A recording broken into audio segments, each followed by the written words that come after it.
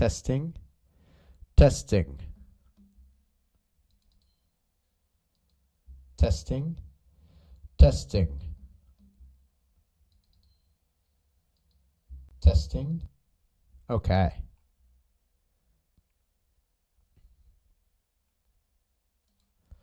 Welcome back to Stop, Talk, and Roll. How's it going? I recorded this all yesterday, went live, and there was no sound. So I'm redoing this, but I guess we'll find out if it's better that I do it twice. Maybe I need to do that in the future. We'll see.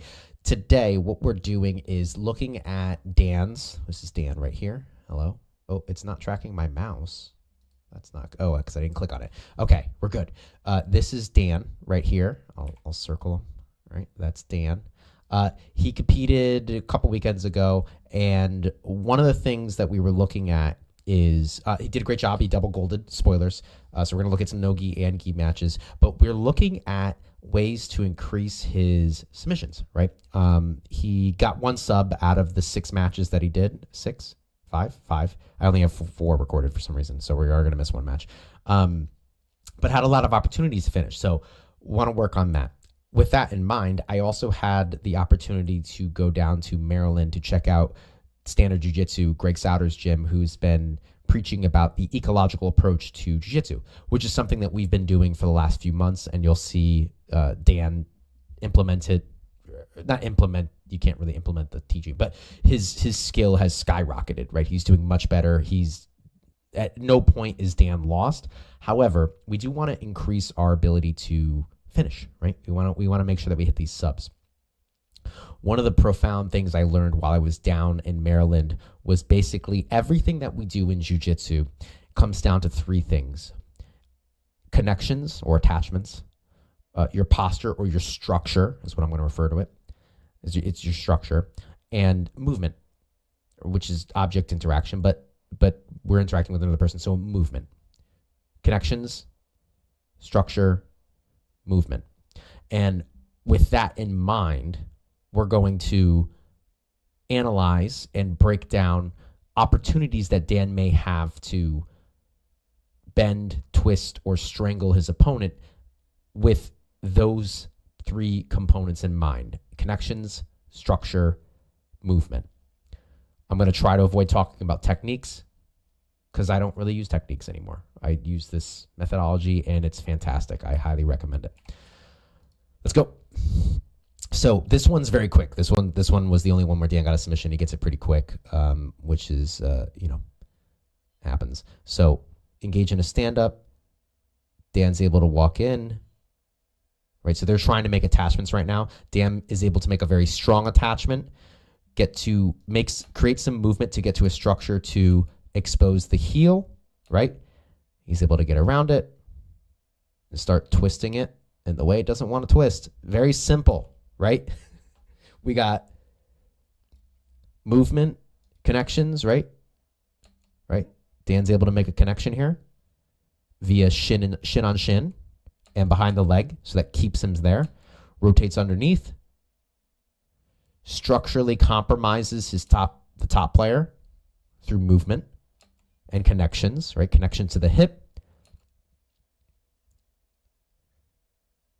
And rotates through. Nice job. Very simple. Don't have much to talk about here because there is a sub, okay? I'm going to pull up the other ones now. I am streaming live, but no one's here, so I did this very last minute. Okay, so this is the no-gi finals here. Now, so this one goes the distance. The rest of these will go the distance. Is that my dog?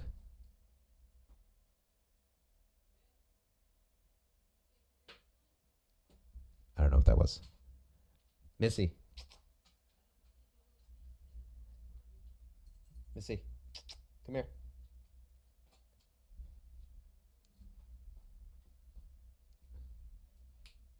Over here, miss. Hi, miss. You good? All right. I will have to edit this, obviously. Okay, so next match. This is the finals of the no-gi, excuse me. And, okay, so this gentleman in the blue did not want to engage with Dan. So psychologically, Dan just heel hooked the the previous guy in like 30 seconds. So that's going to, if you don't know how to do legs, I'll tell you right now, that's going to put some fear into the other competitors. So they're going to be very wary to engage with Dan. Now, Dan's able to come in here, try to land some takedowns. So he's showing a different side of things. Nothing's really coming together. So in a second, Dan's going to pull guard here, right? So we're trying to make these connections here. He goes to pull guard, and you can see he's stepping back, right? Like this gentleman does not want to engage. You can literally see, watch his feet here, right? They are going to step backwards, right? So as Dan goes to scoop forward, he's backing up. He does not want to engage. Now, the second Dan goes to get up, our opponent here, Jimmy in the blue, I'm going to call him Jimmy as I do. Jimmy immediately tries to make connections and push, create movement, capitalize on Dan's poor structure at this point. Okay.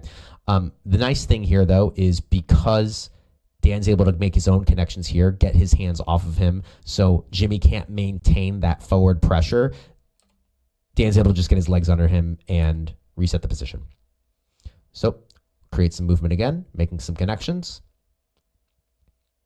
Not all connections are the same, right? There's going to be stronger connections. So this gentleman is consistently trying arm drags and single legs. And for what it's worth, I should have mentioned, this is a blue belt division. It's Naga, as you can see with the referees here. So they do have a slightly different rule set where obviously heel hooks are allowed and no gi at their level. I guess it's intermediate, right? Not blue belt. But I'm pretty sure these guys, yeah, they're both blue belts because they competed against each other in the gi. So with that being said, I mean, not really sure what his skill set is or isn't, but I'm pretty sure he has got some solid cauliflower ears. So he definitely has at least wrestled. I guess I'm making a lot of assumptions here. So circling around, so that's essentially what you're doing right here in this stand-up is creating movement so your connections can be strong in the other one. So he's able to come in, get in on a single leg. Dan immediately attacks that neck, which is fantastic, and gets on top.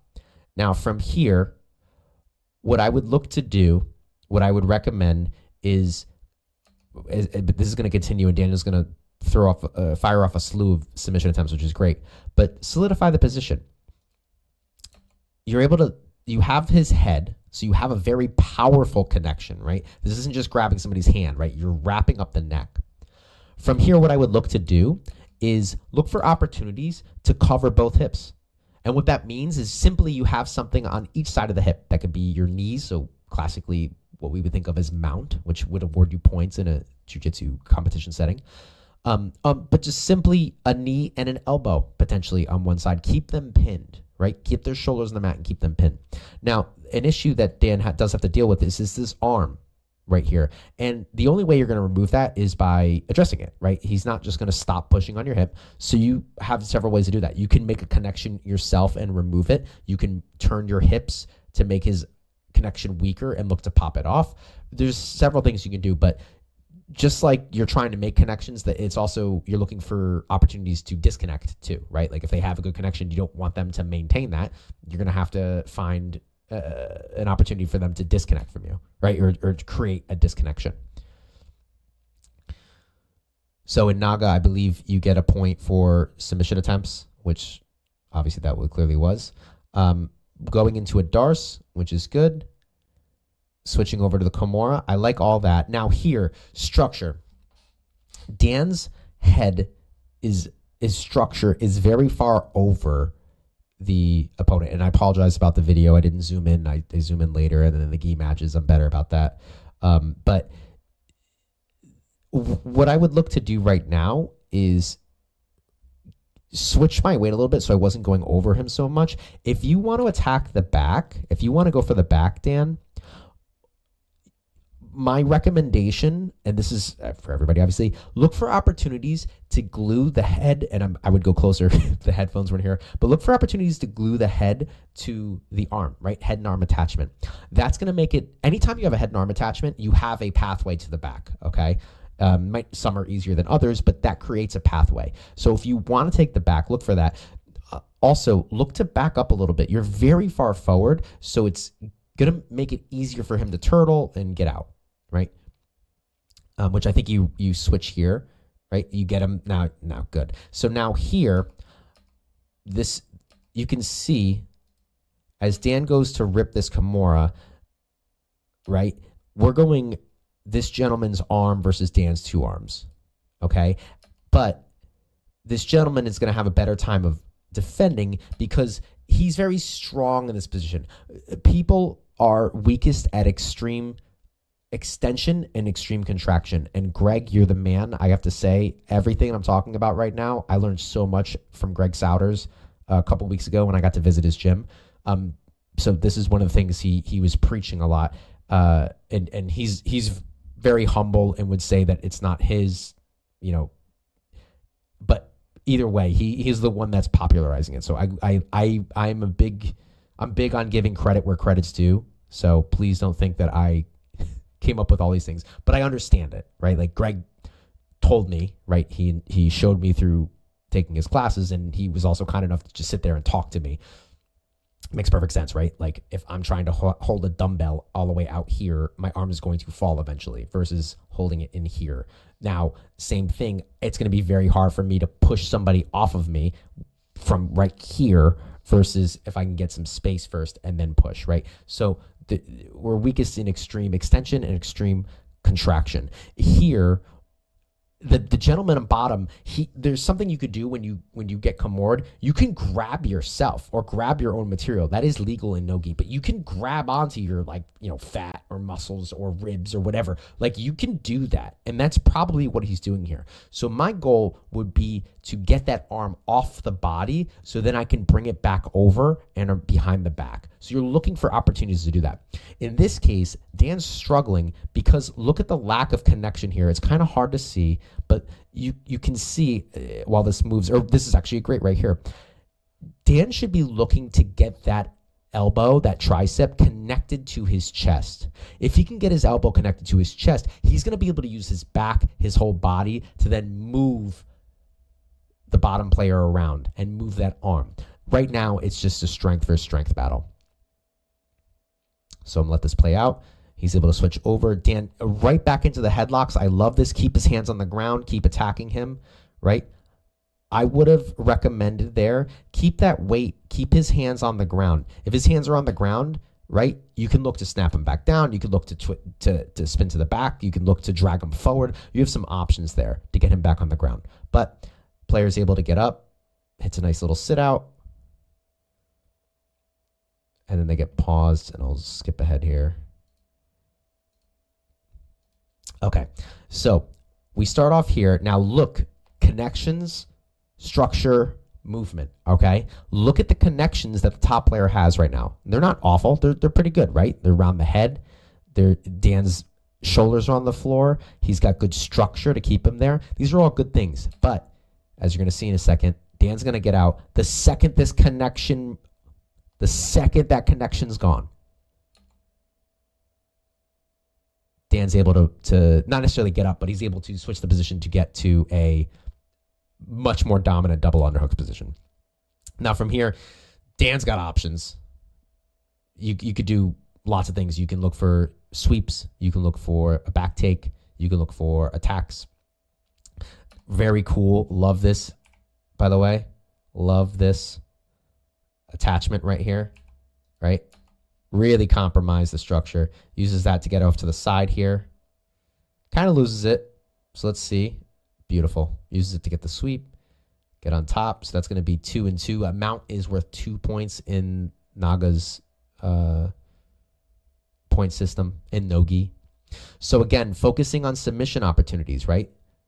So we talked about that Kimura before. From here, you're doing a great job getting the elbow above the head, but I would reinforce now you have control of the hand. That middle joint is still going to be very fluid and mobile, right? So instead of just holding the hand down, oh, that was actually perfect right there. Let me go ahead, right? Instead of just holding this, which is great, nothing wrong with that, but you want to improve.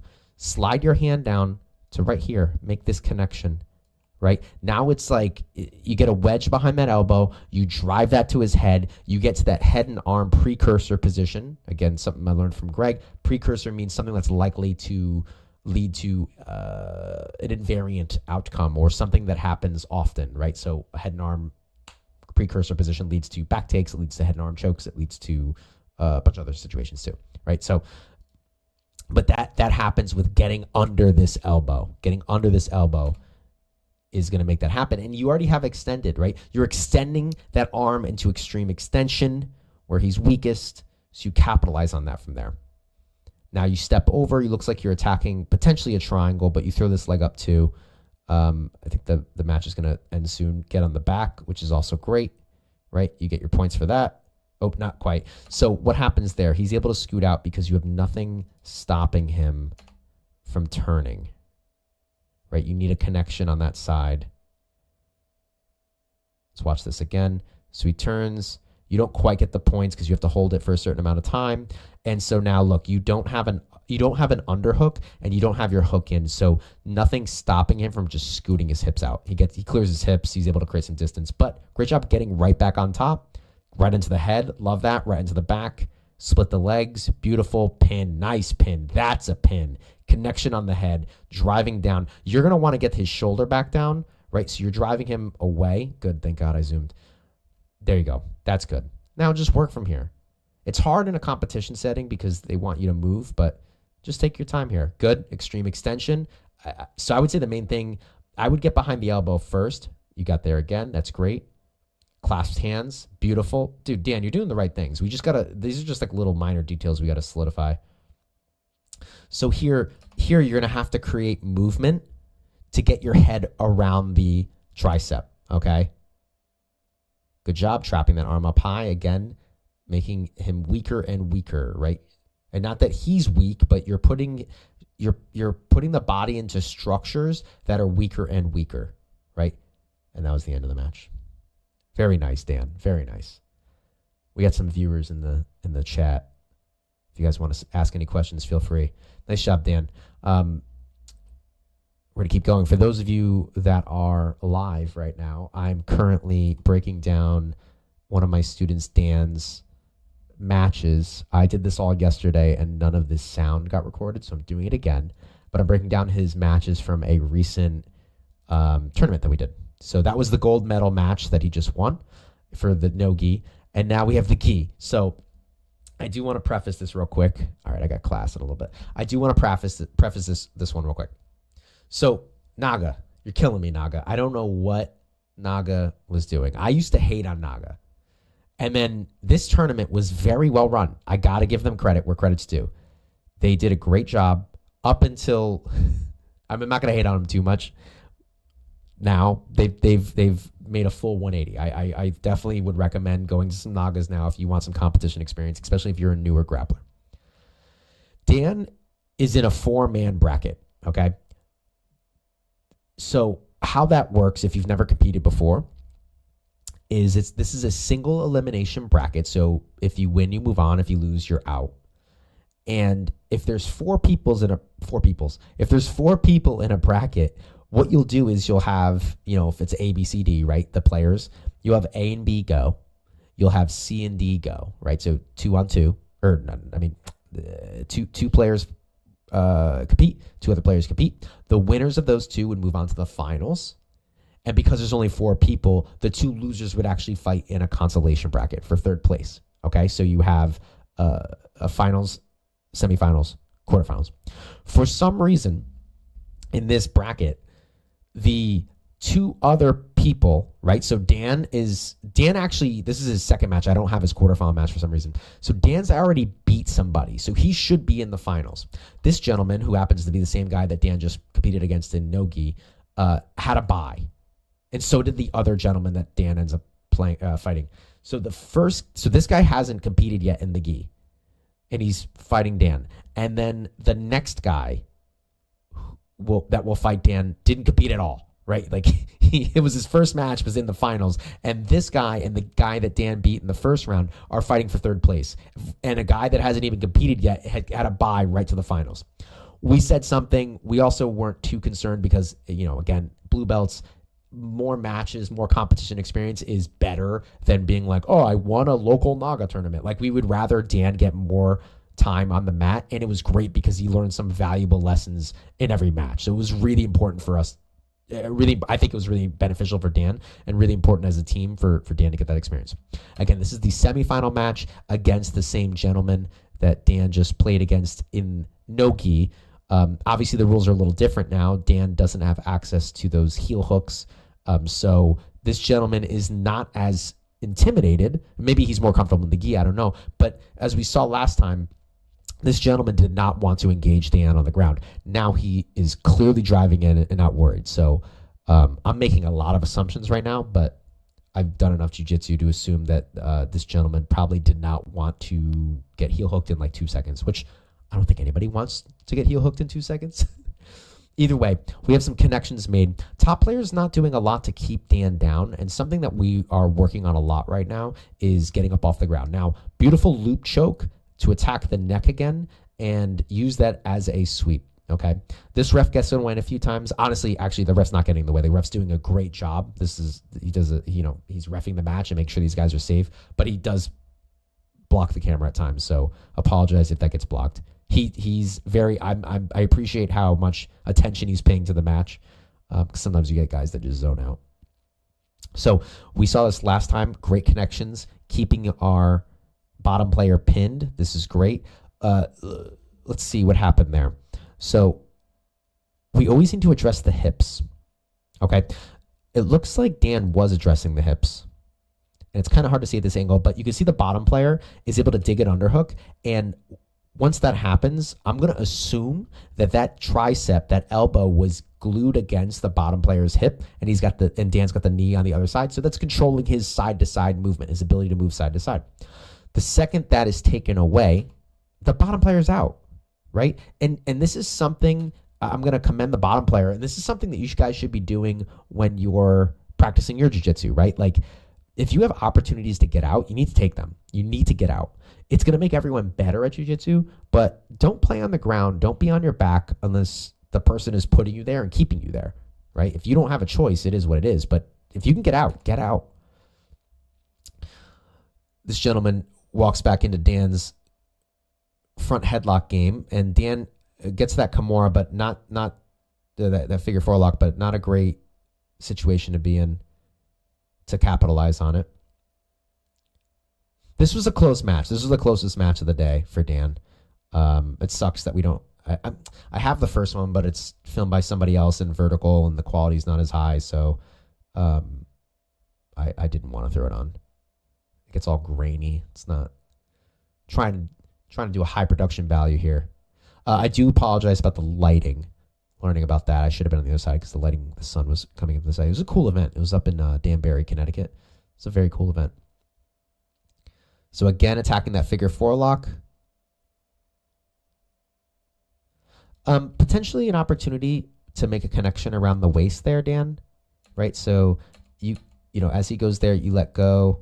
I mean, even before that, right? Like, he pops up, maybe dig an underhook and get a connection around the waist. Not sure. I like that you're going. I mean, guys, if you want to get better at something, anything, you need to go for it, right? You need to train. Dan is continuously going for these submissions, which is awesome, right? That's how you're going to learn.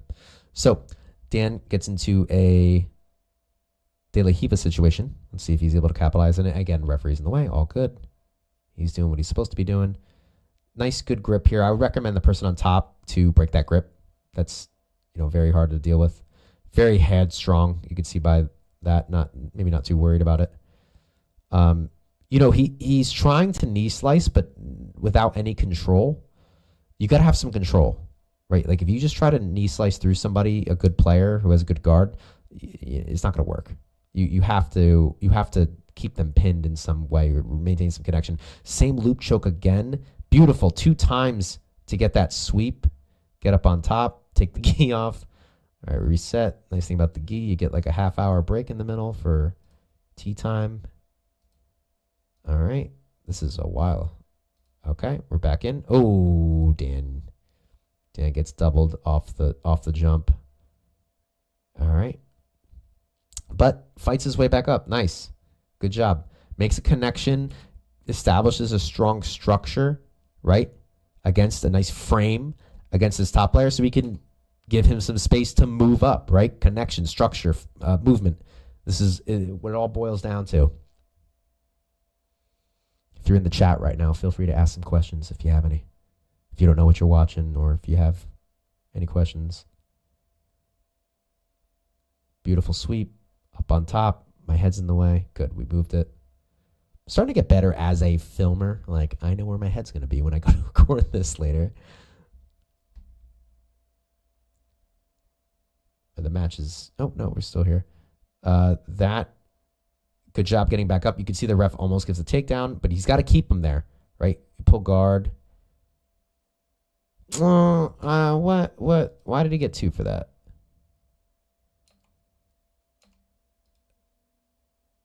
I'm obviously biased, but let's break it down objectively. Okay, so we're going. There's no takedown there. Oh, but he's holding the feet. No, he's not. No, he's not.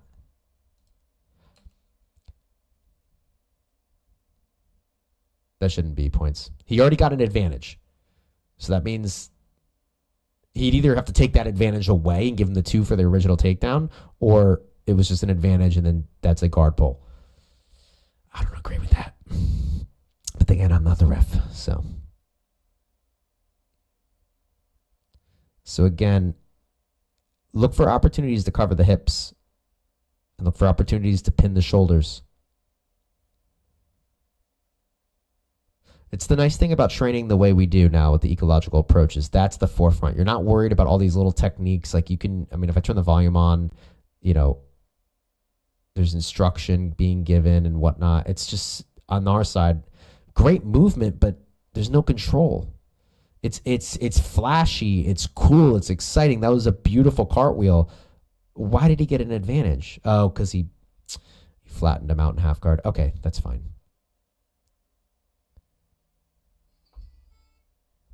That's my alarm to remember to teach leg locks tonight to the teens. But I changed my mind. We're not doing that. All right. Nice job. Opportunities there. So that loop choke. The loop choke's not the greatest from the bottom. It creates movement. I think you used it to the best of your ability there. And like kind of like I mean, obviously best case scenario, you get a finish, but realistically, I think that's like the best case scenario or the most realistic case scenario. Is that how you say that? It's good, right? It worked, but it got them off top. But I wouldn't say that. Other opportunities, you had some head and arms there. You had some kimuras. So, you know, again, you got to think of those positions, those situations like positions that you need to control and then look for finishes, okay? So don't just, it's not like control, Hail Mary. It's control all the way up to the end, right? Sometimes you got to throw a Hail Mary. That happens. You got 30 seconds on the clock and you're down on points. Hey, let's Hail Mary it. You don't have time to establish things. But when you have time, take your time. You know, they give you time for a reason. All right, our last one. If you're just joining us on the stream, welcome. I know it's a very modest, small stream right now, but hopefully we'll grow over time. Feel free to comment if you'd like. I'm actively recording the show right now. I did this yesterday, and the volume wasn't working, which is probably why people weren't sticking around. I wish somebody did. Look, I'll type in the... There we go. That's me.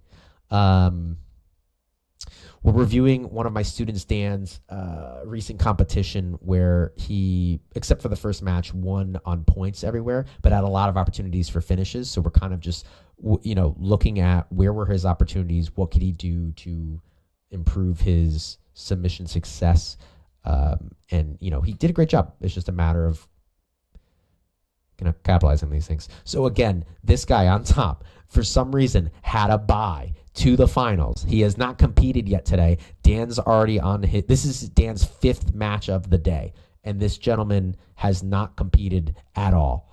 Okay.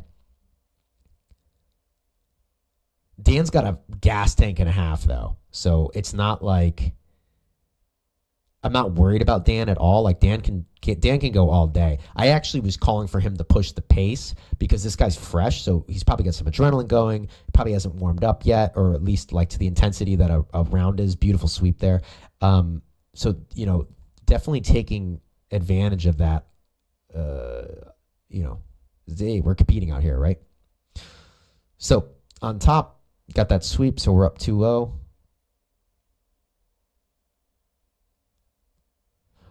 So now I'm not sure. I know there's like, what the hell's that guard, rubber guard and stuff, but I don't think Dan's arm, like, I don't know what this does for you here on bottom, right? Like he just, like, I don't even think you need to even address it, but I'm also not an expert in that guard. So,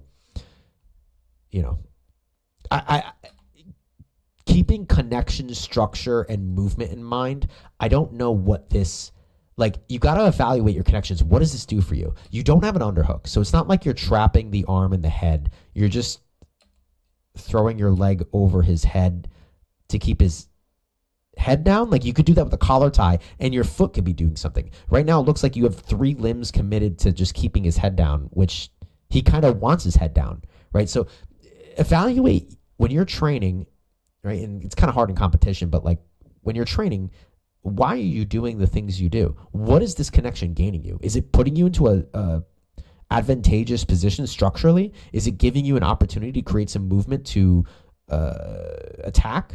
I don't know. Nice job coming over here. Dan, good job fighting, not conceding the sweep. This is what I love to see. All right. This gentleman jumps up on top. Obviously be careful of that hamstring stretch, but this is the gi, so I don't think he could do it.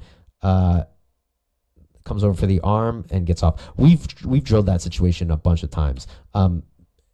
Basically what happens here is the gentleman on top doesn't have any good connections, right? He has this one underhook, but he doesn't have anything on the other side. He's just going to slide off. He tries to slip for an arm bar, but you can just rotate the arm. All good. And this is the benefit of the way we've been training, the ecological approach. Like we're in these situations all the time. There's not a single situation that occurred on this day that Dan has not been in a numerous amount of times. And Dan's not the only one that's doing these things, right? Everybody in the gym is getting exposed to this. Again, I apologize for the lighting. I should have been on the other side. I'm an amateur. So connecting the legs together, always a good option, right? He's not going to be able to move his legs.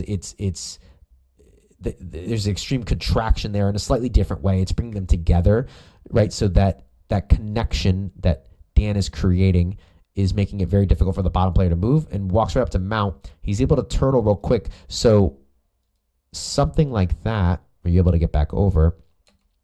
So he gets up on top. He's waiting, and then he's gonna go. So just a simple arm out or foot out or something to stop that. Nice job fighting back over, forcing him into mount, getting those mount points. Nice.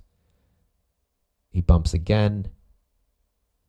And now just looking to isolate arms. You take your time here. Don't worry about the refs pushing you to go. You just take your time. And it's frustrating because they tell you to move. Well, let's see if Dan does his thing. Dan does this thing. He looks like a psycho. He starts breathing.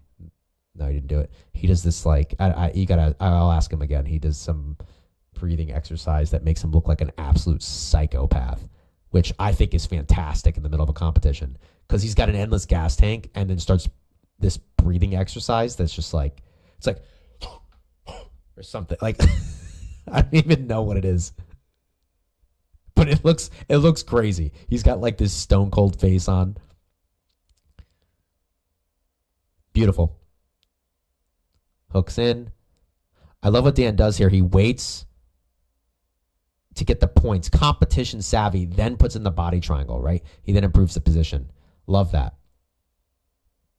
Those of you that don't compete or maybe not be aware, at least in Naga, and they do the IBJJF rules, you need to get both hooks in to actually get points, but there are there are better back control positions, right? Having a body triangle in, trapping an arm. There are options that are better than just having your hooks dangle there.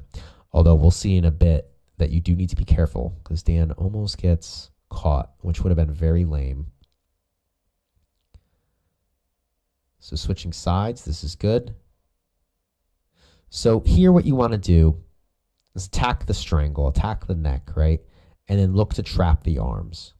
Get the arms to come up to clear the connections on the neck, and then you make your own connections to the hands to try to manipulate them and trap them. But again, taking your time here. There's no rush. You're on his back. Don't give that up. You don't give up the back. You don't give up mount. You don't give up the back. If you're going back and forth between those two, that's fine. But you don't go backwards from there. That is the end game, right? That is the end point. So Dan does a great job of trapping the arm, the arm here.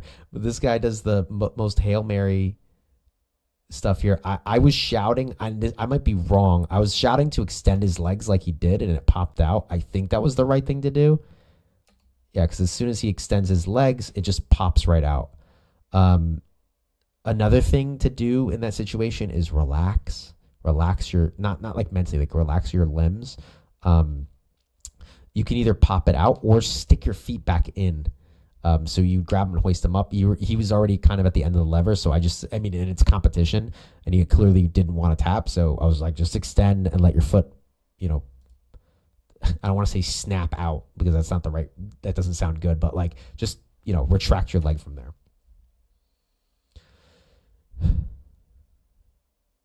This gentleman gets on top, but I think it's like 15 to like 2 or something. So I think Dan's just chilling. He's tired. He almost got his legs almost snapped off, so he's questioning his life right now. And this gentleman's just grinding in, not addressing the attachments. Again, if there's an attachment on you, you need to remove it. Like, it's not just going to disappear. You have to do something to the attachment to get it off of you. Okay? Now, one of the things we did talk about with Dan is, I'll let this play out and get his hand raised. One of the things we did talk about is at the end of matches, he's worried about, I'll let his hand get raised. Nice job, Dan. One of the things that he was expressing that he was concerned about was getting injured at the end of the match because the other player is like desperately trying to win and do things. The issue with that, or how to best combat that, is just to keep attacking. You are going to be safest when you're on offense. So just don't stop being on offense. Like at the end here, he's kind of letting the guy, try to pass through, and he's just holding him off. And, it's half guard. You're probably fine. You're most likely fine. You're up by like 15,000 points. The only way he's going to win is by submitting you, and he doesn't have enough time to get the points. So you just kind of fend him off. A better way to deal with that is just keep attacking him.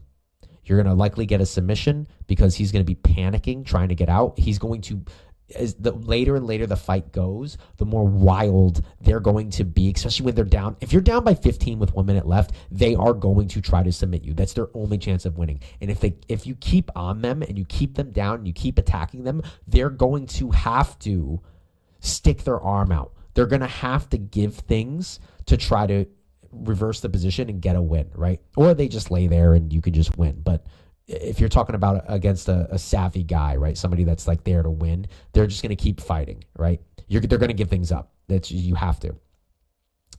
All right, guys. Thank you for watching. As I do this again, my live stream people, even though there's only a few, I appreciate you. I hope you talk next time. I'll plan these out. I gotta start doing these more. If you want to be on the show, check out the description below. Send me your videos. If you want me to do multiple breakdowns like this, I'd be more than happy, whatever it might be. Please like, comment, share, subscribe, do all the things. And I appreciate you, and I'll catch you next time. Bye. All right, and then I'm going to stop the live stream because I have to make some other recordings. But thank you guys for watching. I appreciate you. Please like, subscribe, and if you do jiu-jitsu, please send me your rounds. I don't care if it's competition. I don't care if it's in the gym. I don't care if it's in your backyard, in the snow, whatever it may be. I'd be more than happy to review your rounds. And yeah, that's about it. All right, guys. And if you're interested in training, hit up the gym, Greenwich Jiu-Jitsu Academy. I teach multiple days a week. I'm actually teaching in a little bit. I gotta get going. I got 3 classes to teach, and I gotta plan out what I'm doing. I know what I'm doing. All right.